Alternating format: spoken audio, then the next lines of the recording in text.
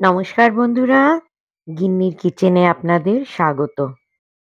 আজ আপনাদের কাছে হাজির করেছি ফেলা ছড়া সবজি দিয়ে একটা চচ্চড়ি। খুবই সুস্বাদু, নিরামিষ সম্পূর্ণ এবং যা আমরা প্রয়োজন মনে না করে ফেলে দেই, সেইগুলো দিয়েই খুবই সুস্বাদু এই চচ্চড়ি রান্না করা যায়। নিয়ে নিয়েছি কিছু সবজি আর ফুলকপির ডাঁটা। ফুলকপির ডাঁটাগুলো জলে নুন দিয়ে এখানে ভাপিয়ে নিচ্ছি। টুকরো, টুকরো একটু সরু, সরু করে কেটে নিয়ে এগুলো দিয়ে অতি সুস্বাদু চচ্চড়ি রান্না হয়। তার জন্য কড়াইতে নিয়ে নিয়েছি ২ চামচ সর্ষের তেল আর তাতে দিয়ে দিয়েছি শুকনো লঙ্কা ফোড়ন আর সাথে কালো জিরে। বিশেষ কিছুই প্রয়োজন নেই। ইচ্ছে হলে কয়েকটা কাঁচা লঙ্কা দিতে পারেন। যারা ঝাল কম খান না দিলেও পারবেন। আমি দিয়েছি কয়েকটা কাঁচা লঙ্কা ফোড়ন। আর ফোড়নের থেকে সুন্দর গন্ধ ছেড়ে আসলে এর মধ্যে দিয়ে দিচ্ছি সবজিগুলো। এখানে নানান রকম সবজি নিয়েছি। যা বাড়তি সবজি ফ্রিজে কুড়িয়ে বাড়িয়ে পেয়েছি সব এর মধ্যে দিয়েছি। এখানে মিষ্টি আলু আছে, পেঁপে আছে, এখানে কুমড়ো আছে, শিম আছে, এর মধ্যে বেগুন আছে, আর আছে অনেক ফুলকপির ডাঁটা। ফুলকপিগুলো তো খাওয়া হয়ে যায়, ডাঁটাগুলো পড়ে থাকে, সেগুলো ফেলতে একটুও ইচ্ছে করে না।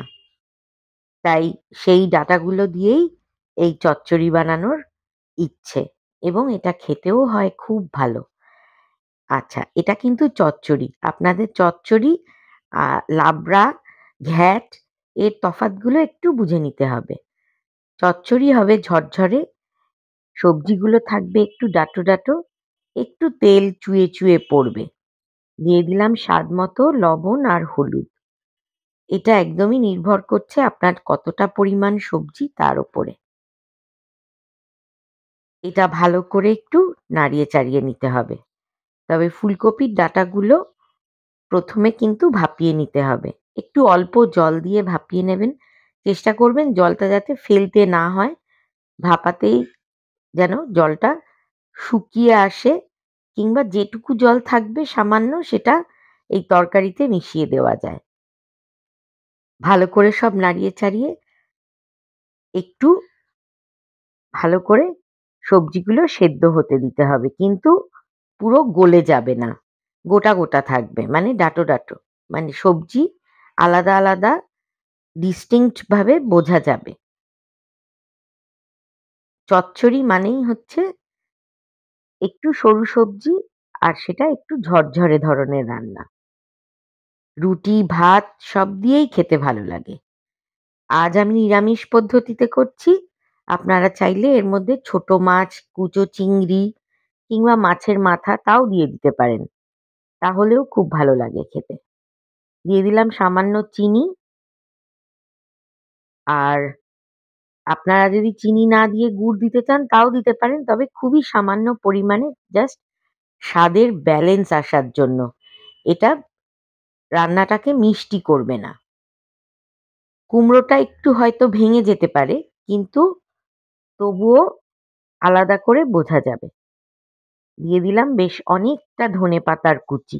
শীতকালের চচ্চড়িতে ধনেপাতার গন্ধ খুবই সুন্দর এবং ওই গন্ধেই সবজি খাওয়া হয়ে যায়। আর ধনেপাতা না দিলেও কোনো সমস্যা নেই।